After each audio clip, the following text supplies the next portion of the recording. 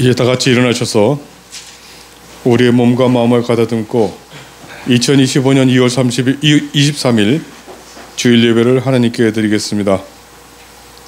진실로 생명의 원천이 주께 있사오니 주의 빛 안에서 우리가 빛을 보리이다.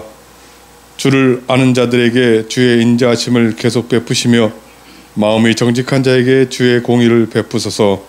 하나님은 영이시니 예배하는 자가 영과 진리로 예배할지니라. 아멘.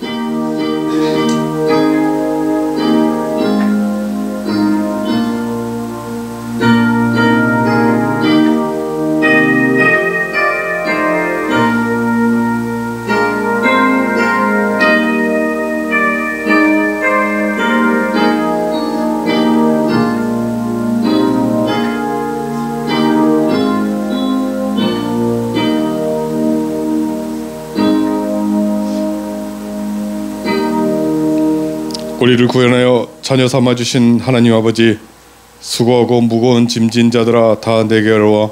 내가 너희를 쉬게 하리라는 예수님의 말씀을 의지하고 다시 교회에 모여 하나님께 예배를 드립니다. 세상에서 시달리고 지친 우리들에게 힘을 주시고 상한 마음을 어루만져 주시고 병든 몸을 성령님의 능력으로 싸매 주시옵소서. 오늘도 우리 마음을 다하여 주님을 예배하오니 이 예배를 기쁘게 받아 주시옵소서. 우리 주 예수 그리스도의 이름으로 기원하옵나이다. 아멘. 함께 찬송가 3정으로 하나님을 찬양하겠습니다.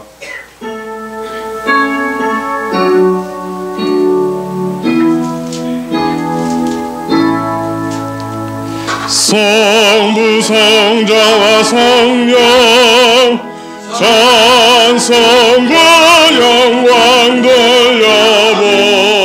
돌려보내세. 대초로 지금까지 또 영원 무궁토록 성삼위께 영광 영광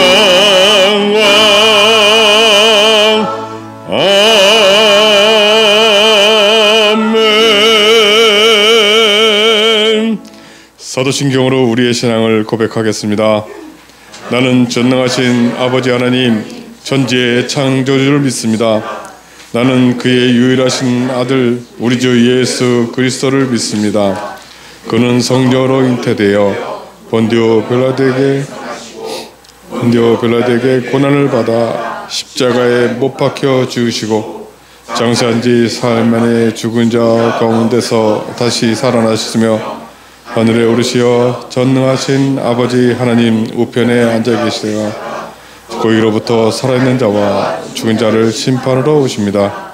나는 성령을 믿으며 거룩한 공고와 성도의 교제와 죄를 용서받는 것과 몸의 부활과 영생을 믿습니다.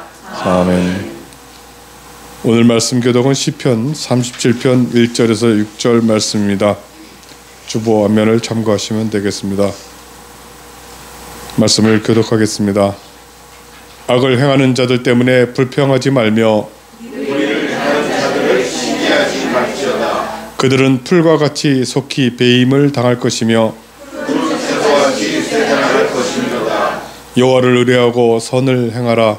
땅에 머무는 동안 그의 성실을 얼굴거리고 행지어다. 또 여호와를 기뻐하라. 그가 내 마음의 소원을 내게 이루어 주시리로다. 내 길을 여호와께 맡기라. 그를 의지하면 그가 이루시고 내 의를 빛같이 나타내시며 내 공의를 정오의 빛같이 하시리로다.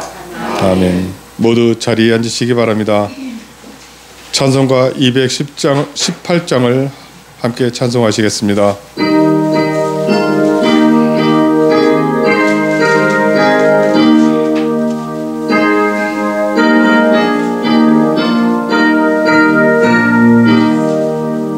내 맘과 정성을 다하여서 주 너의 하나님을 사랑하라. 내 몸을 아끼고 사랑하듯 형제와 이웃을 사랑하라.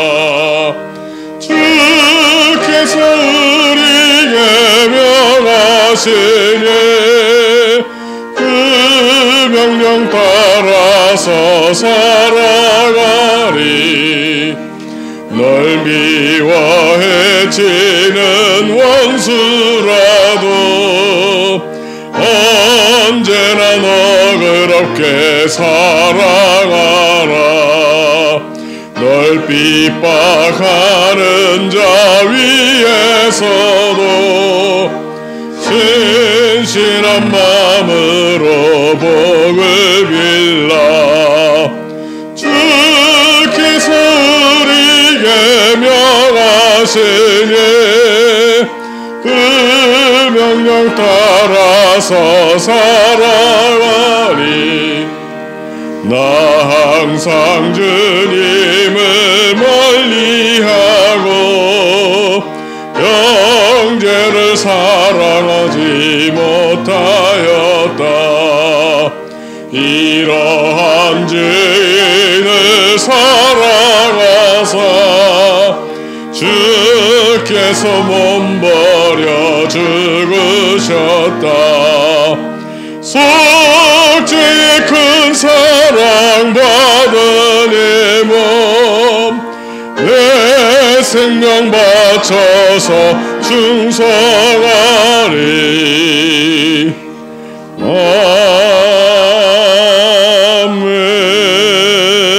아멘.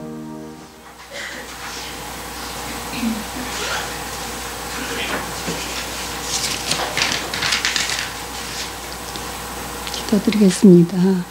사랑과 은혜가 충만하신 하나님 아버지, 복된 주일 이렇게 주님을 예배하는 자로 인도하신 은혜에 감사합니다. 사랑하는 형제 자매들과 함께 사랑하는 하나님 앞에 예배드릴 수 있게 해주심을 감사드립니다. 한 주간도 세상에 살며 우리는 주님을 더욱 의지하기보다는 세상을 더 바라보며 염려하고 걱정하며 살아왔습니다. 우리의 허물과 연약함과 죄를 예수님의 보혈로 깨끗게 하여 주옵소서. 우리의 예배가 형식적인 의미가 아니라 주님과 깊은 만남의 시간이 되게 하시고 찬양이 주님께 향기로운 예배가 되게 하옵소서. 하나님 아버지, 오늘도 생명의 말씀을 듣기 원합니다. 말씀을 전하시는 목사님에게 성령의 기름을 부어주셔서 그 말씀이 우리 마음에 깊이 새겨지게 하옵소서. 듣기만 하는 자가 아니라 그 말씀을 따라 살아가는 참된 성도 되게 하옵소서. 찬양을 드리는 성가대와 보이지 않는 손길 위에도 주님의 풍성한 은혜로 채워주시길 원하오며 우리의 죄를 권하여 주신 예수님의 이름으로 기도드립니다. 아멘.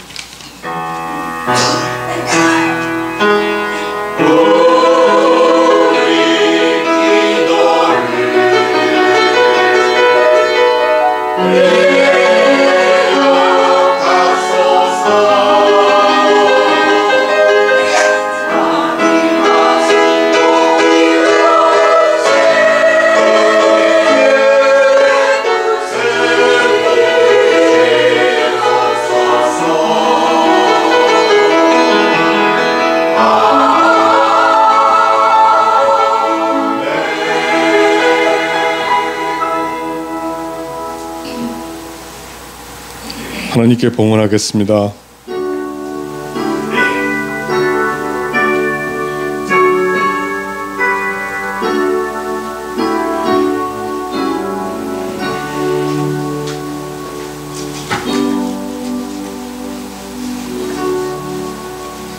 기도드리겠습니다. 하나님 아버지, 저희를 자녀들로 복된 삶을 살게 해주셔서 감사드립니다.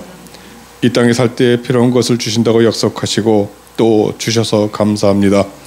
그 은혜를 알고 11조와 감사의 예물을 주님께 드립니다. 기뻐 받아주시고 우리가 손을 펴서 나누어주는 복된 삶을 살게 도와주시옵소서. 주 예수 그리스도의 이름으로 기도드리옵나이다. 아멘.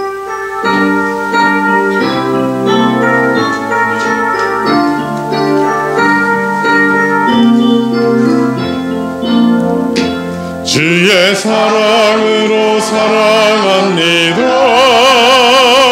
주의 사랑으로 사랑합니다.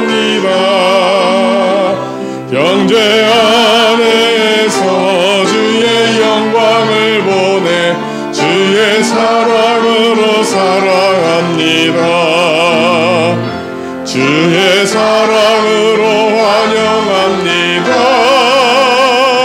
주의 사랑으로 환영합니다.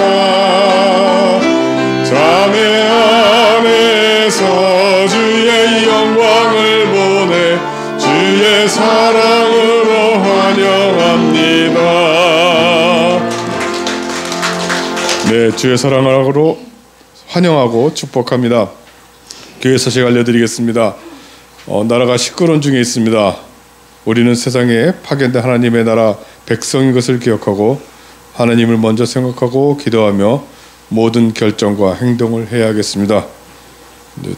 정말 침통할 정도로 이 나라에 지금 미신이 아주 난리를 치고 있는데도 그 원인이 그 미신과 우리들의 잘못된 것인데도 아직 정신들을 못 차리고 있습니다. 아직도 TV만 틀면 점쟁이들이 나오고 무당이 나오고 사주, 타로 난리가 났습니다.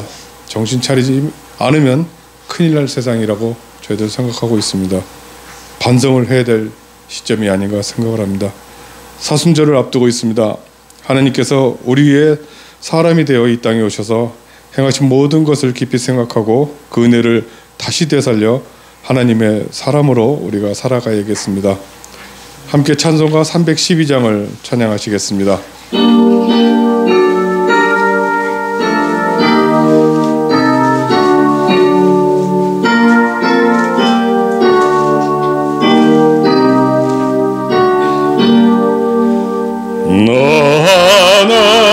하나님께 이끌리야 일평생 저만 바라며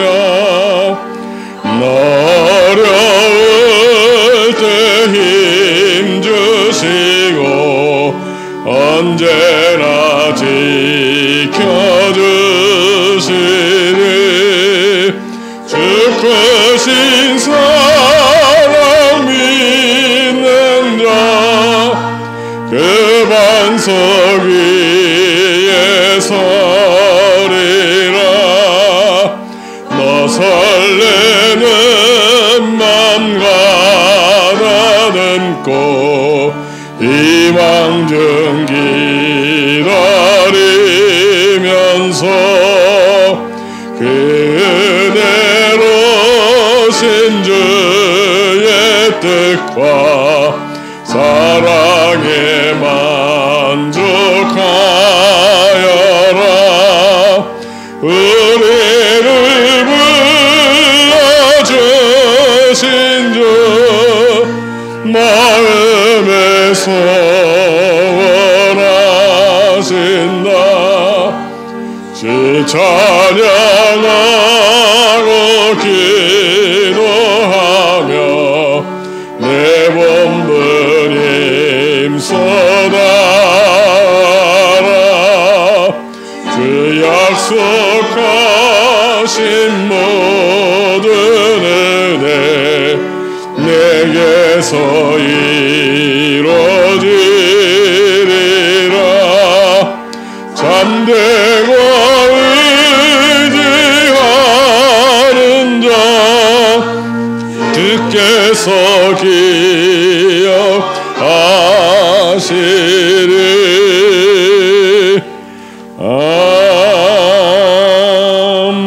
아멘. 오늘 이 시간 우리에게 허락하시는 말씀 디모데전서 6장 11절에서 21절 말씀입니다. 디모데전서 6장 11절에서 21절 말씀입니다.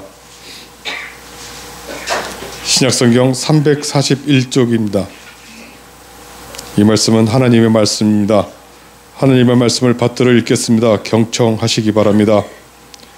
오직 너 하나님의 사람아 이것들을 피하고 의와 경건과 믿음과 사랑과 인내와 온유를 따르며 믿음의 선한 싸움을 싸우라. 영생을 취하라. 이를 위하여 네가 부르심을 받았고 많은 증인 앞에서 선한 증언을 하였도다.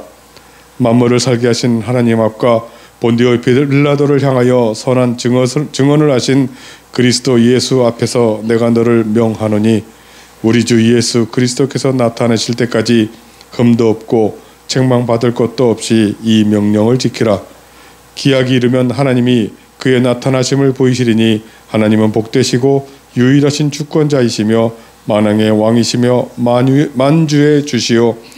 오직 그에게만 죽지 아니함이 있고 가까이 가지 못할 빛에 거하시고 어떤 사람도 보지 못하였고 또 볼 수 없는 이시니 그에게 존귀와 영원한 권능을 돌릴지어다. 아멘.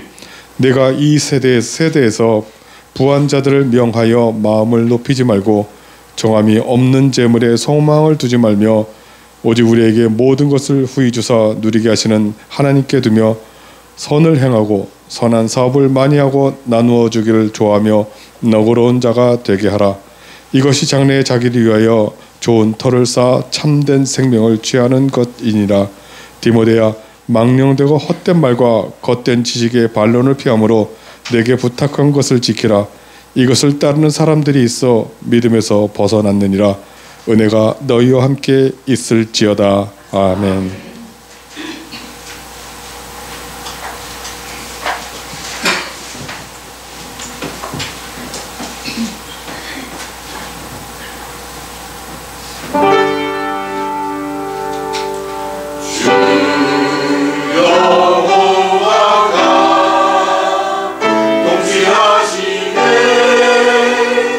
주님 발 앞에 모두 나와 무릎 꿇고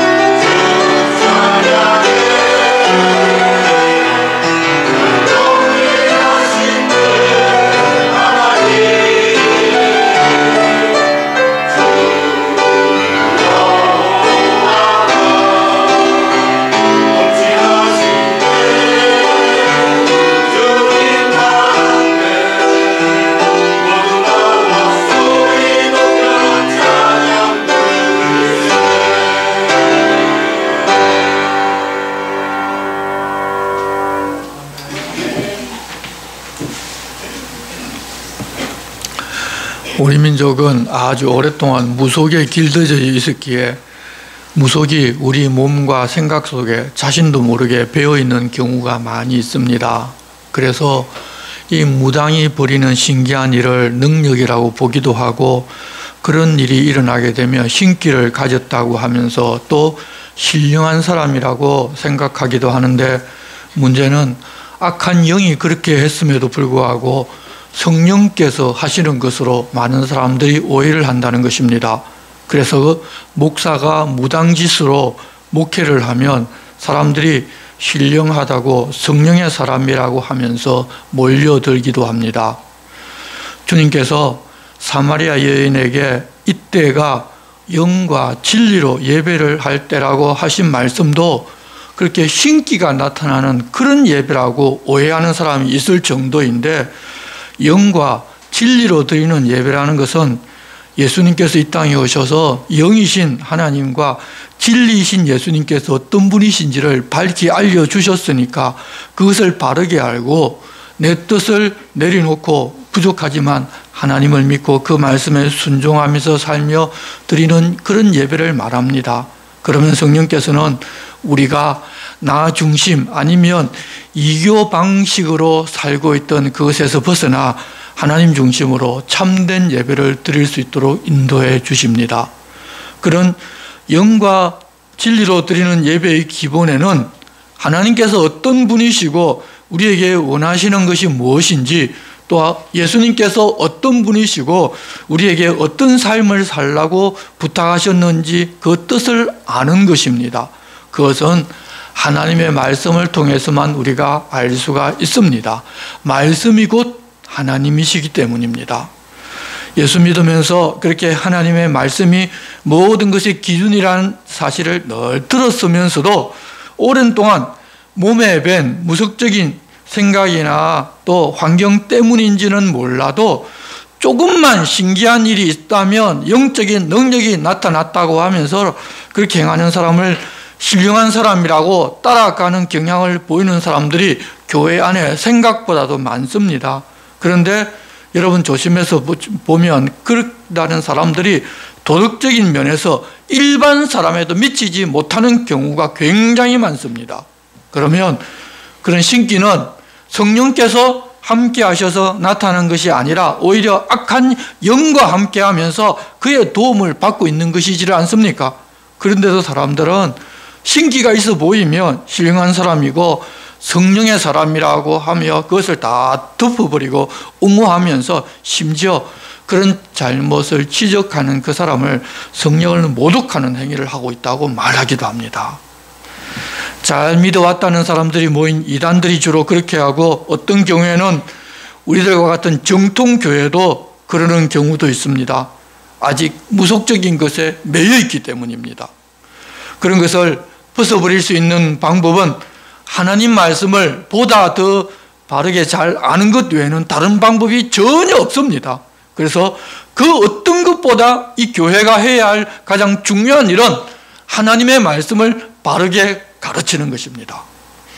바울 사도가 목회자인 디모데에게 부탁하시는 말씀을 지금 우리가 함께 듣고 있는데, 그 요지는 목회자는 말씀을 읽고 참념하여 자기도 그 말씀대로 살고 성도들도 그 말씀대로 살게 가르치는 일을 계속해서 해야 한다는 것입니다.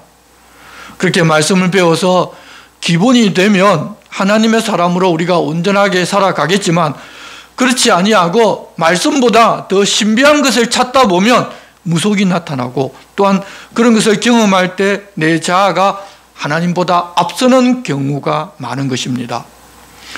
주인이 무엇이라고 말씀하시는지에는 아무 관심도 없고, 내가 생각한 것이 진리인 줄로 알던 옛사람과 나를 둘러싸고 있던 세상 것들에서 벗어나 이제는 주인이신 하나님께서 무슨 말씀을 하시는지 잘 듣고 그 말씀 그대로 행하는 우리들이 되어야 할 것입니다. 지난주에는 목회자가 성도들을 대할 때 어떤 태도여야 하는지와 홀로 된 여인 중에 어떤 분들을 교회에서 명부를 만들고 그분들을 도와야 할지 알려주는 말씀을 들었습니다. 오늘은 우리 장로교회의 틀이 된 장로에 대한 말씀으로 시작을 하는데, 교회를 바르게 이끌어 나가야 할 책임 있는 자리에 있기 때문에 유의해야 할 그런 내용이 있다는 것입니다. 이 장로교회는 다스리면서 가르치는 장로인 목사와 다스리고 관리하고 감독하는 일반 장로가 있어서 두 직분이 모여서 당회를 이룹니다. 그렇게 당회를 이루어 감독하고 가르치는 일을 하기에 5장 17절 말씀, 잘 다스리는 장로들은 배나 존경할 자로 알되 말씀과 가르침에 수고하는 이들에게는 더욱 그러할 것이니라. 성경에 일렀으되 곡식을 밟아 뜨는 소의 입에 망을 씌우지 말라 하였고 또 일꾼이 그 싹을 받는 것은 마땅하다 하였느니라. 이 다스린다는 말은 이 세상에서 생각하는 것처럼 높은 자리에 앉아 있어서 자기 뜻대로 이렇게 하라 저렇게 하라고 하는 것을 말하는 것이 아니라 하나님의 뜻대로 이렇게 하십시오 저렇게 하십시오라고 권면하고 관리하는 것을 말합니다. 그런 분들을 기적이나 은사, 그런 기사를 베푸는 은사가 없다고 무시하지를 말고 배나 존경하라는 것입니다.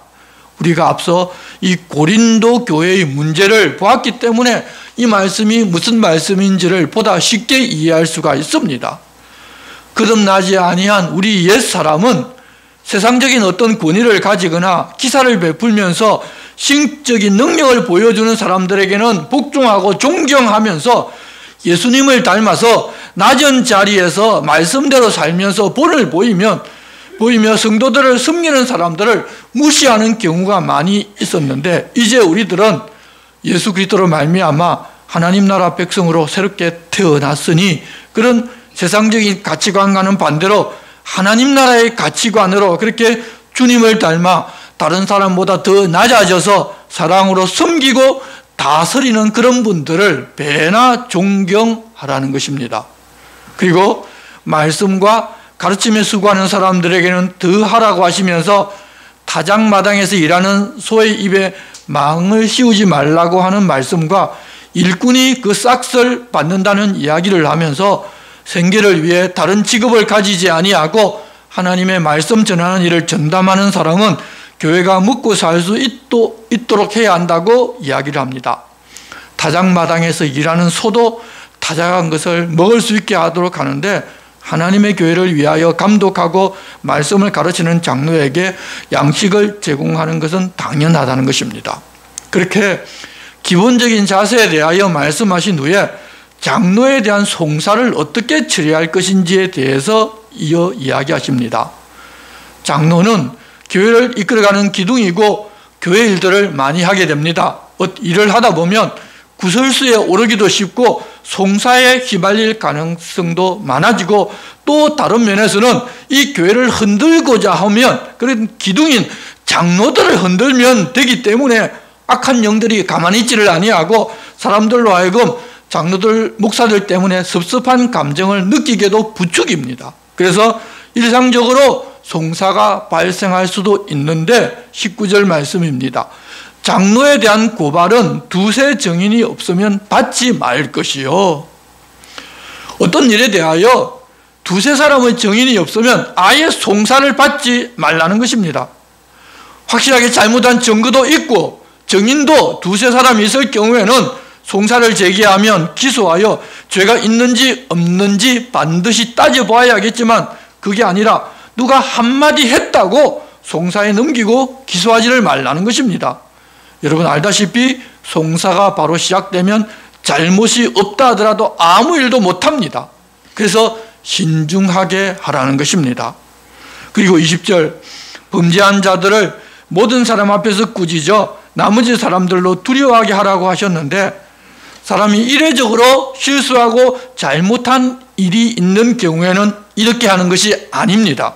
그때는 그 사실을 아는 사람이 조용히 찾아가서 은밀하게 대화하고 그 사람이 잘못을 알고 그것이 습관이 되지 않게 해야 합니다. 대부분의 일은 이렇게 은밀하게 처리해야 합니다. 그렇지만 그런 경우가 아니고 고의적으로 잘못을 해놓고도 이 사람 저 사람에게 다른 소리하고 자기는 잘했다고 하면서 악질적이고 습관적으로 죄를 저지르는 사람도 혹 있습니다. 어떤 사람은 잘못해놓고 목회자에게는 잘못했다고 사과를 해놓고 다른 사람에게 가서는 목사가 잘못 알았다고 자기에게 사과했다고 말하는 사람이 있습니다. 그러면 교회 안에서 이 사람은 이런 이야기, 저 사람은 저런 이야기를 하면서 파가 나뉘게 되고 그 결국에는 목회자가 사임을 해야 합니다. 그런 사람은 모든 사람들이 있는 곳에서 앞에다 세워놓고서 공개적으로 책망하고 다시는 그러지 못하게 하고 또 그 사람을 편들면서 교회를 분열시키는 일을 아예 행하지 못하게 하라는 것입니다. 그런 사람을 용납하면 교회는 반드시 나뉩니다. 21절 말씀입니다. 하나님과 그리스도 예수와 택하심을 받은 천사들 앞에서 내가 엄히 명하노니 너는 편견이 없이 이것들을 지켜 아무 일도 불공평하게 하지 말며. 목회자는 편견을 가져서도 안 되고 이 편견 때문에 사람들에게 불공평하게 대해서도 안 됩니다. 편견 없이 바르고 정확하게도 불공평하다고 여기는 사람들이 많은데, 아니 편견을 가지고 그렇게 하면 어떻게 되겠습니까? 또한 성도들도 서로 다른 견해가 있을 때 옳고 바른 것이 명확하면 모르겠지만 단지 견해의 차이가 있고 선우가 있을 뿐인데도 불구하고 자기가 옳다고 믿으면서 목회자를 자기 편으로 만들고자 하지 마시기를 바랍니다. 그렇게 되면 결국 목회자가 사임하고 나가는 것 외에는 그 문제를 해결할 수 있는 다른 방법이 아무것도 없습니다. 여러분, 목회자는 기다려주는 사람이지 성급하게 판단해서 이 사람 편 들고 저 사람 편을 들고 해서 일을 그르쳐서는 안 됩니다. 사람이 실수할 수도 있고 조금 모자랄 수도 있기 때문에 기다려주는 것이 목회자가 해야 될 일이지, 어느 것이 정하고 바르고 이 사람이 더 낫다고 목회자는 판단하는 것 절대 아닙니다. 여러분, 판단을 못해서 안 하는 것이 아니라 해서는 안 되기 때문에 안 하는 것입니다. 그것을 이해하고 목회자를 자기 편으로 끌어들이려고 여러분 아예 시도하지를 마시기 바랍니다. 더 나아가면 교회가 골마버리고 결국 교회가 나뉘게 됩니다. 22절 말씀입니다. 아무에게나 경솔히 안수하지 말고 다른 사람의 죄에 간섭하지 말며 내 자신을 지켜 정결하게 하라. 안수하고 안수받는 것은 여러분 정말 조심해야 합니다. 믿을 수 있고 나를 맡길 수 있는 분이 아니면 안수를 했어도 안 되고 안수를 받았어도 안 됩니다.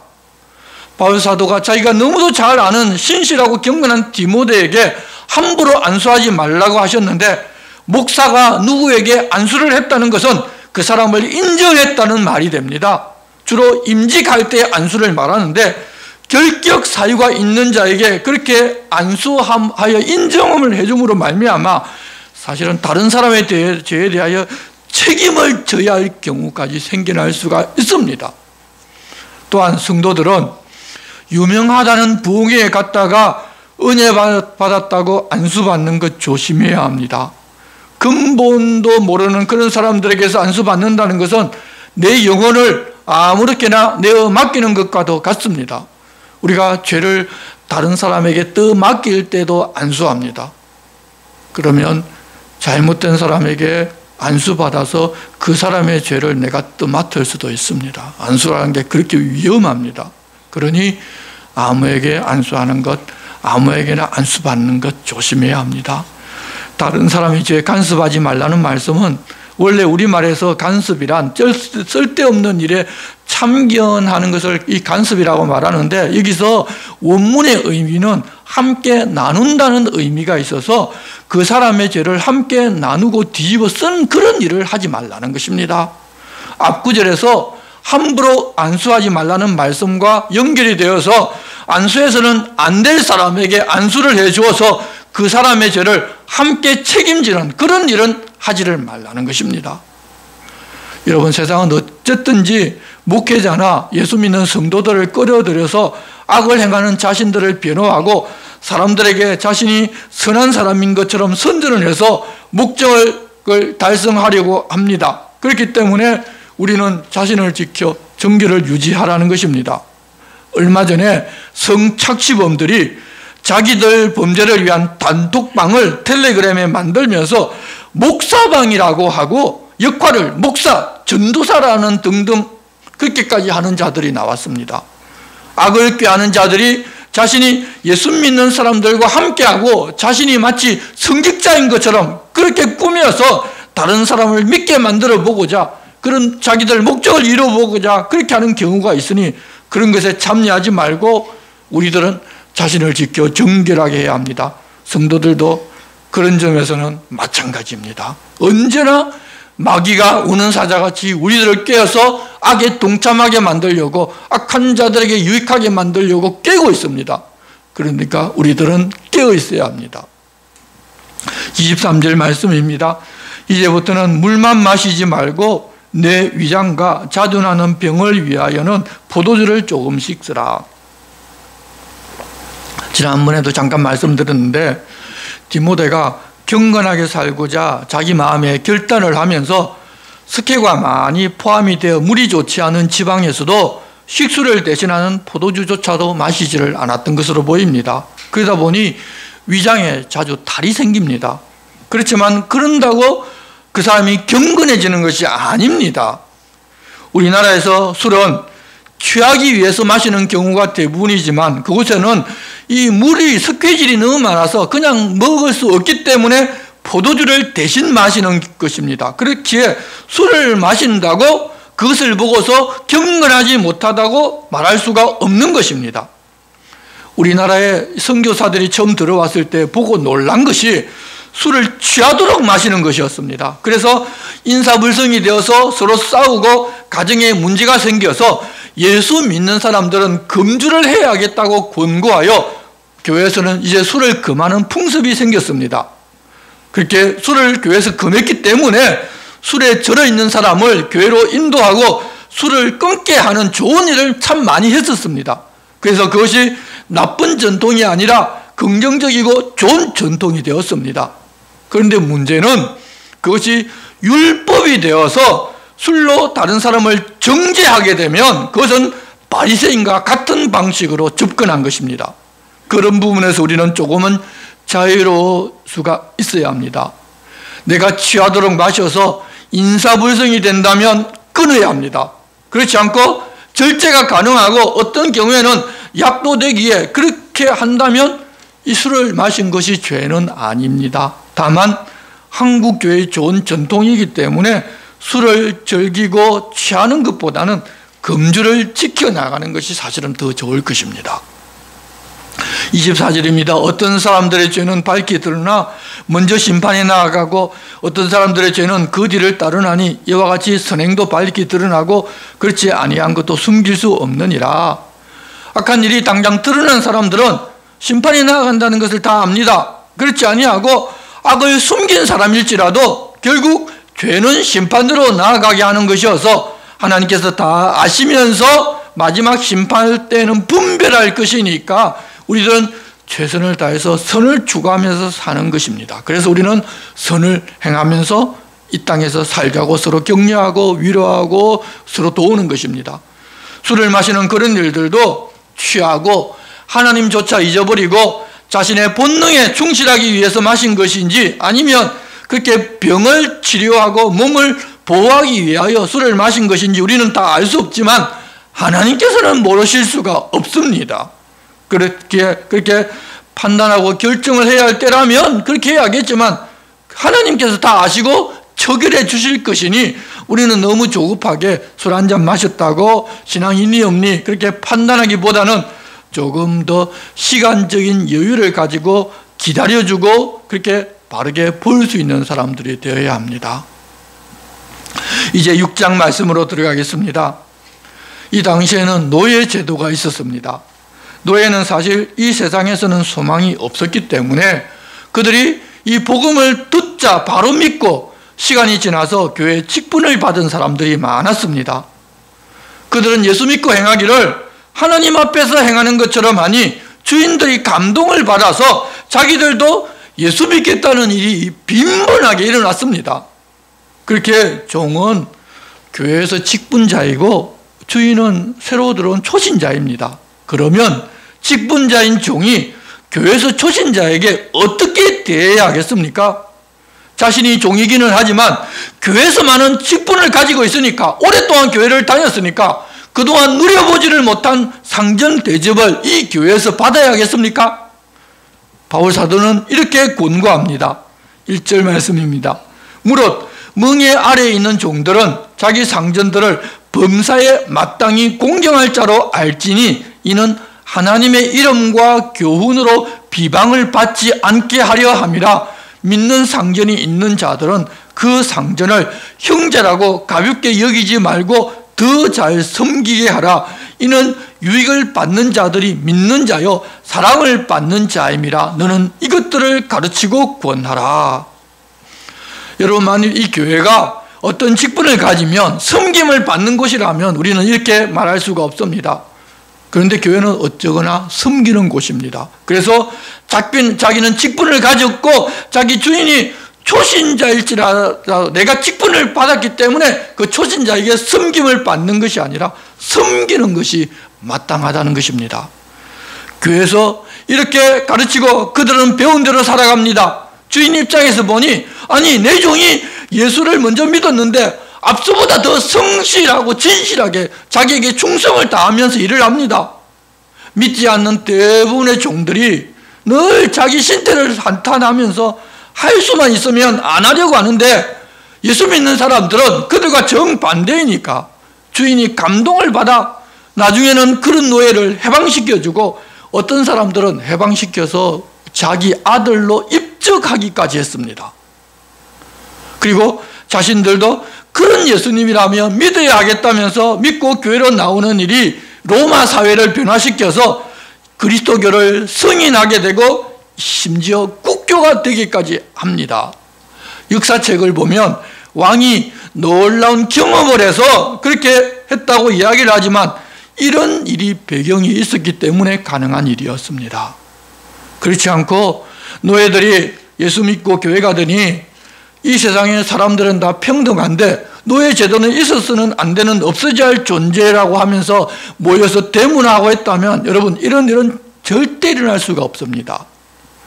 하나님을 모시고 사는 사람들은 먼저 자기의 자리에서 모든 일을 죽게 하듯 해야 합니다. 그러면 이후에 그런 일은 하나님께서 알아서 일어나게 때가 되면 해주십니다.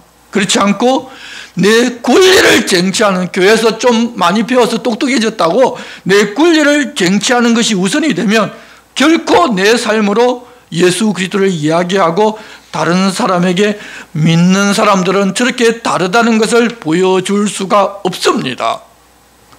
지금은 그렇게 말씀은 멀리하고 자기 권리만 찾는 시대이다 보니까 예수 믿어도 소용없다, 예수 믿는 사람들이 더한다고 하면서 점점 성도들의 숫자도 줄어들고 세상도 점점 교회를 더 멀리하고 있는 중입니다. 여러분, 예수 믿고서 직장에서든지 어디서든지 모든 일을 하나님 앞에서 하듯 하면 당장은 손해보는 것 같지만 하나님께서 절대로 손해보게 하지를 않으십니다. 살아계신 하나님께서 자신이 부탁하신 말씀대로 사는 사람을 그냥 내버려 두지를 않으십니다. 그러니 이제 우리들도 내 작은 몫을 찾겠다고 힘써서 내 힘으로 얻으려고 하면 살아가는 것이 아니라 하나님 우리에게 말씀하신 대로 모든 일을 하나님께 하듯 하며 살아서 하나님께서 우리 위해서 큰일 이루시는 것을 보고 또 더 큰 것을 얻어 누리는 사람들이 됩시다. 하나님 가만 계시지를 않으실 것입니다. 지금까지 하신 말씀은 바른 말씀이어서 예수 그리스도의 말씀과 경건에 관한 교훈들이었습니다. 이 교훈을 따르면 좋겠지만 많은 사람들은 사실은 그러지를 않는다는 것입니다. 3절 보시면 누구든지 다른 교훈을 하며 바른 말 곧 우리 주 예수 그리스도의 말씀과 경건에 관한 교훈을 따르지 아니하면 그는 교만하여 아무것도 알지 못하고 변론과 언쟁을 좋아하는 자니 이로써 투기와 분쟁과 비방과 악한 생각이 나며 마음이 부패하여지고 진리를 잃어버려 경건을 이익의 방도로 생각하는 자들의 다툼이 일어나느니라. 하나님께서 지금까지 바울 사도를 통하여 디모데에게 이렇게 보낸 편지에서 그리스도인들이 어떻게 살아야 하는지를 말씀하셨지만 세상은 그렇지 않다고 말하는 사람들이 많이 있습니다. 자기들이 많이 배우고 이 세상을 경험하다 보니까 그렇지 않더라고 하면서 자기 주장을 하나님 말씀보다 앞세우는 것이 사실 우리들도 너무 익숙합니다. 우리들도 자주 그러기 때문입니다. 우리들 마음에 그런 면이 있다 보니 거짓 교사들이 준비하여 가르치는 이 세상과 세상의 철학과 사상을 섞은 이야기가 사실은 더 진실이고 진리일 것도 같은 생각이 듭니다. 그래서 우리가 하나님 말씀대로 그대로 지키면 사는 것이 아니라 하나님 말씀은 한 번 듣는 것으로 끝이고 이후에는 거짓 교사들의 다른 교훈을 따르기가 쉬운데 그러한 사람들이 이 땅에서 끊어지지 아니하고 나타난 이유도 바로 거기에 있는 것입니다. 하지만 그렇게 말하는 거짓 교사들은 교만하여 아무것도 알지 못하고 변론과 언쟁을 좋아해서 투기와 분쟁과 비방과 악한 생각이 나며 마음이 부패하여지고 진리를 잃어버려서 경건을 이익의 방도로 생각하는 자들의 다툼이 일어나게 만들어버립니다. 거기서 유익을 찾는다는 것입니다. 보면 거짓 교훈을 가르치면 항상 물질이 따라옵니다. 여러분 이단들을 보면 전부가 다 그렇습니다. 세상에서는 물질이 모이면 다들 성공이라고 합니다. 하지만 타락한 중세 말고 바르게 하나님 말씀을 가르치는 곳에 부패할 정도의 물질이 모인 곳은 없습니다. 경건을 이익의 방도로 생각하고 사용하면 사람들은 그러는 사람들이 특별한 줄로 알고 물질을 가지다가 바칩니다. 그래서 경건을 이익의 재료로 사용하는 거짓 선생들이 성공하고 있습니다. 하지만 아무것도 알지 못하고 이익만 구하는 자들이라는 것을 알고 말씀으로 분별하여 그런 거짓 선생 이단의 교훈에 우리는 빠져들지를 말아야 합니다. 6절입니다. 그러나 자족하는 마음이 있으면 경건은 큰 이익이 되느니라. 우리가 세상에 아무것도 가지고 온 것이 없음에 또한 아무것도 가지고 가지 못하리니 우리가 먹을 것과 입을 것이 있은즉 족한 줄로 알 것이니라. 예수님의 제자들이 세례 요한이 자기들의 제자들에게 기도를 가르쳐 주신 것을 보고서 자기들에게도 기도를 가르쳐 달라고 예수님께 부탁을 드렸습니다. 그때 주님은 기도를 가르쳐 주셨는데 우리가 지금 하고 있는 주 기도문입니다. 그 기도문에 오늘 우리에게 일용할 양식을 주시옵고 라고 기도합니다. 내일도 책임지실 하나님이시기 때문에 일용할 양식을 구하면 우리는 족하다는 것입니다. 그렇게 믿음으로 일용할 양식을 구하면 살면 매일을 하나님께서 다 책임을 져주시지만 그렇게 믿지를 않으니 믿지 않는 사람을 하나님께서 어떻게 역사해 주실 수가 있습니까? 여러분 우리는 쌓아놓아서 안심하는 사람이 아니라 하나님이 우리와 함께 계시니 안심하는 사람들입니다. 하나님께서 오늘 우리에게 양식을 주셨다면 내일 양식도 주실 분이라는 것을 믿고 사는 우리들입니다. 그렇게 자족하는 마음을 가진 사람에게 경건은 큰 유익이 됩니다. 세상 걱정 근심에서 벗어나 하나님 나라의 신비를 이 땅에서 보고 살아갈 수가 있기 때문입니다. 오늘 내게 필요한 것을 주신 분이 내일 또 주시는 것을 본다면 매일 그렇게 하나님 나를 위해 필요한 것들을 챙겨주시는 것을 본다면 그게 얼마나 큰 유익이 되겠습니까? 하지만 많은 사람들이 그러지를 못합니다. 9절입니다. 부하려 하는 자들은 시험과 올무와 여러 가지 어리석고 해로운 욕심에 떨어지나니 곧 사람으로 파멸과 멸망에 빠지게 하는 것이라. 돈을 사랑함이 일만하게 뿌리가 되나니 이것을 탐내는 자들은 미혹을 받아 믿음에서 떠나 많은 근심으로서 자기를 찔렀도다. 돈을 사랑하거나 또 내가 돈을 번 부자가 되어서 이 세상에 유익한 좋은 일을 해보겠다고 생각하는 생각들은 사람으로 하여금 하나님을 믿고 의지해서 하나님께서 우리 위해 일하시는 것을 보지 못하게 만드는 사람들입니다. 결국 그런 사람들은 미혹을 받아서 믿음에서 떠나 근심으로 자기를 찌르고 살아가기도 합니다. 예수 믿는 사람들도 하나님, 내가 부자가 되어서 저는 이런저런 일을 하고 싶습니다. 그래서 부자가 되어야 합니다. 우리 집에 예수 믿는 사람이 나 혼자밖에 없는데, 아니 내가 부자가 되어야 안 믿는 우리 형제들에게 예수 전할 수 있을 거 아닙니까? 그러니 내가 부자가 되어야 됩니다. 이렇게 구하는 사람들이 많이 있습니다.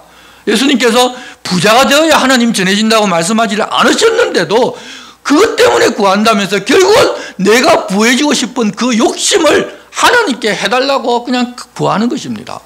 예수님 전하는 것은 여러분 우리가 부해져서 전하는 것 아닙니다. 하나님 말씀대로 살면 하나님께서 그렇게 해줄 기회도 주고, 또 우리의 사는 삶의 모습에서 하나님 믿는 사람은 저렇게 다르구나를 알고 그들도 믿고 싶은 마음이 생기는 것이지, 내가 부자가 되고 내가 주인 되어서 종을 여러 명 거느리고 예수 믿으면 저렇게 되는구나, 이걸 보고 사람들이 예수 믿으려고 하지를 않는다는 것입니다. 앞서 로마에 의해서도 종이 하나님 말씀대로 자기들의 일을 하나님께 하듯 하니까 주인이 감동을 받아서 자기도 예수 믿겠다고 나선 것인데, 어떻게 계속 내가 많이 부자 되고 내가 종들을 많이 부리는 사람이 되어야지 다른 사람들에게 예수 전하겠다고 그런 이야기를 그러니까 할 수 있다는 말입니까? 그것은 하나님 말씀과 정면에 위배되는 일인데도 불구하고 지금도 교회 안에는 그렇게 구하라고 여러분 강의하고 다니는 사람들 있고, 그 은혜 받아서 그렇게 해달라고 하나님께 구하는 많은 사람들이 있습니다. 죄송하지만 물질은 하나님께서 필요한 만큼 우리가 먼저 그의 나라와 그의 의를 구하면 챙겨주십니다. 그러니 우리가 마음 쓰고 있어야 될 것은 먼저 그의 나라와 그의 나라를 어떻게 살 것인가이지, 부자 되어서 전도하겠다, 부자 되어서 큰일 이루겠다, 여러분 마음에서 이제 내쳐버리시기를 바랍니다. 먼저 하나님을 바라보고 하나님 뜻을 찾고 구하시기를 바랍니다. 11절 말씀입니다. 오직 너 하나님의 사람아, 이것들을 피하고 의와 경건과 믿음과 사랑과 인내와 온유를 따르며 믿음의 선한 싸움을 싸우라. 영생을 취하라. 이를 위하여 내가 부르심을 받았고 많은 증인 앞에서 선한 증언을 하였도다.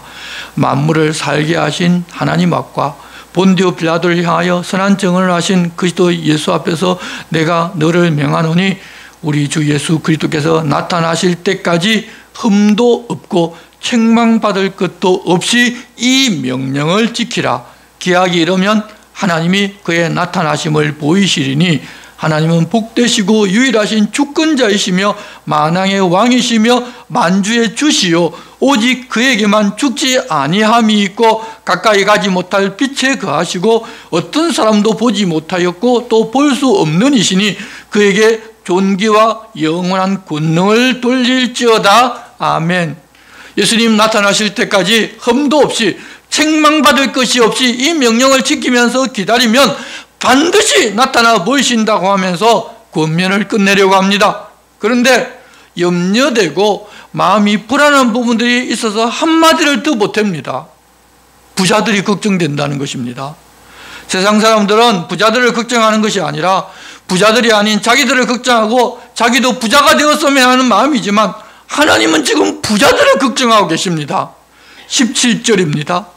내가 이 세대 부한자들을 명하여 마음을 높이지 말고 정함이 없는 재물에 소망을 두지 말고 오직 우리에게 모든 것을 후히 주사 누리게 하시는 하나님께 두며 선을 행하고 선한 사업을 많이 하고 나누어 주기를 좋아하며 너그러운 자가 되게 하라. 이것이 장래에 자기를 위하여 좋은 틀을 쌓아 참된 생명을 취하는 것이니라. 우리가 가진 세상 재물을 바르게 사용하여 영원한 하나님 생명과 하나님의 나라에서 하나님의 칭찬을 들을 수 있으면 얼마나 좋겠습니까? 부한 사람들에게 더 부자가 되고자 하는 그런 소망을 가지지를 말고 자기들에게 모든 것을 후히 주어 누리게 하시는 하나님께 소망을 두고 선을 행하고 선한 사업을 많이 하고 나누어 주기를 좋아하며 좀 너그러운 자가 되라고 권면하라는 것입니다. 우리가 가난할 때는 이것만 있으면 좋겠다고 다들 이야기를 하면서 조금만 이 가난을 벗어나면 좋겠다고, 집이 없는 사람은 집 한 채, 15평짜리 집 한 채라도 있으면 좋겠다고 다들 생각하고 기도하고 구해서 그것을 얻게 되면 그 다음에는 야, 15평 가지고는 옆에 34평 사는 사람들과 자녀들도 말도 못 듣게 하고 안 되겠다. 34평 달라고 기도해야 되겠다. 그렇게 기도하라고 그러고, 또 그런 사람들은 더 많이 해서 학교도 지어서 큰일 나겠다고 기도하라고도 말하는 그런 목회자들도 있는데, 여러분, 다 쓸데없는 이야기입니다. 재물, 하나님이 주시는 만큼 받아 쓰면 넉넉합니다. 하나님의 것이 다 우리 것입니다. 그래서 하나님이 필요한 만치 쓸만치 주시는데 무슨 걱정을 하십니까? 여러분, 누가 재물을 가진 것은 내가 쓰는 만치가 내 것이지 내가 많이 가지고 있다고 내 것 되지를 않습니다. 그래서 재물에 대해서 사람들이 그곳에 마음을 쓰고 더 많이 얻고자 하는 마음을 두는 것이 아니라 하나님께 소망을 두고 하나님께 눈을 돌리고 살라는 것입니다. 그렇게 살아가다 보면 이 재물로 우리가 무엇을 해야 할 것인지를 눈에 보일 것입니다. 그러면 그렇게 사용하시면 됩니다. 재물에서 내가 나누어 주다 보면 손해가 생기는 것 같지만 죽을 때까지 모으더라도 다 세상에 남겨두고 갈 것인데, 그러지 말고 이 권유대로 해서 장래 자기를 위해서 더 좋은 틀을 쌓아 참된 생명을 취하게 하는 것이 바로 목회자가 사람들에게 권면해야 할 일들이라는 것입니다. 여러분, 그것이 참된 지혜이지 않습니까? 20절 말씀입니다. 디모데야, 망령되고 헛된 말과 거짓된 지식의 반론을 피함으로 내게 부탁한 것을 지키라. 이것을 따르는 사람들이 있어 믿음에서 벗어났느니라. 은혜가 너희와 함께 있을지어다. 교회 안에서 망령되고 헛된 말과 거짓된 지식의 반론을 하는 것은 백해무익입니다. 아무 유익도 없습니다. 우리가 그런 것들을 생각하면서 생각할수록 하나님 말씀보다 세상 지식이 중심이 되고, 이 세상에 살았던 습관들이 우리에게 더 가까이 하면서 자기 주장을 하게 되고, 그러면 상대방도 그러면서 결국은 다툼이 되고, 마음이 상해서 교회를 떠나고, 심하면 믿음에서도 떠나게 됩니다. 말 함부로 하고 내 자랑하다가 그렇게 되는 것이 우리들의 속성입니다. 그러지 말고 그냥 하나님의 말씀을 바르게 듣고 그 말씀대로 살면서 하나님께서 그렇게 사는 우리 삶에서 역사하는 것을 조용히 보고 사는 것이 진짜 예수 믿는 복입니다. 말씀대로 살다 보면 하나님이 내 삶에서 역사하는 것을 우리는 눈으로 볼 수 있게 됩니다. 그렇게 하나님이 내 삶을 주관하고 계시고 인도하고 계신데 다른 그 어떤 것이 필요하겠습니까? 교회에서는 주인 되신 하나님과 예수 그리스도께서 명하신 대로 행하고 나를 주장하고 내 말을 많이 하지 않는 것이 성숙한 것입니다. 자기가 잘나고 많이 배워서 말을 많이 한다는 것은 여전히 그 사람이 이 세상 가치로 아직 신앙에서는 어린 상태로 있다는 것을 보여줄 뿐입니다. 여러분, 이렇게 신앙생활 하라고 부탁하신 것을 알고 우리들도 다른 그 어떤 것보다도 하나님 말씀을 잘 듣고 잘 배우고 그 말씀대로 살아서 하나님의 집, 교회와 우리의 삶을 더 아름답게 만드는 사람들이 됩시다. 주님, 그렇게 해달라고 부탁하십니다. 기도하겠습니다. 하나님 아버지, 바울 사도가 아들로 여기는 디모데에게 깊은 애정으로 목회자가 어떻게 해야 하며 교회 성도들에게 어떻게 해야 무엇을 가르쳐야 하는지를 알려주는 말씀을 우리가 함께 들었습니다. 예수 믿는 것도 종교 예식을 지극정성으로만 하면 된다고 예전 세상 종교를 믿을 때의 생각을 여전히 가지고 있는 옛사람으로 교회 다니면서 예수 믿는다고 말하며 사는 것이 아니라 이제 우리들은 하나님 말씀대로 사는 것이 예수 믿는 것이고 바르게 예배하는 것임을 알고 주님, 오늘 우리에게 부탁하신 말씀대로 살도록 인도하고 도와주시옵소서. 예수님의 이름으로 기도드리옵나이다. 아멘. 다 같이 일어나셔서 찬송가 53장을 찬송하시겠습니다.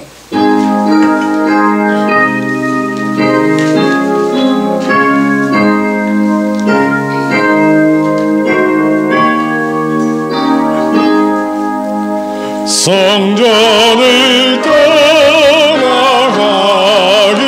전 머리를 숙일 때 주께서 함께 계시고 복 내려주소서.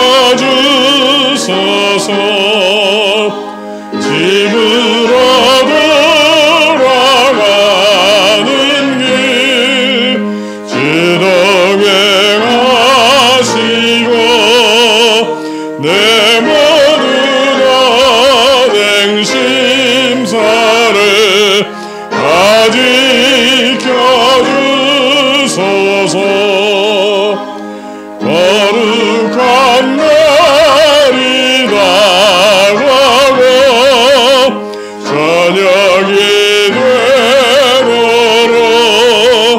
주 우리 맘에 빗대사 내게 시옵소서. 아멘.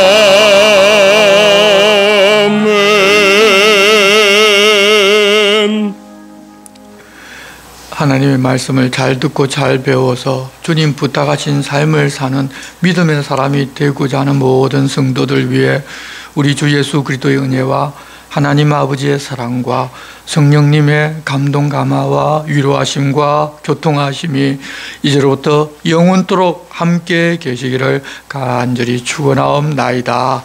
아멘.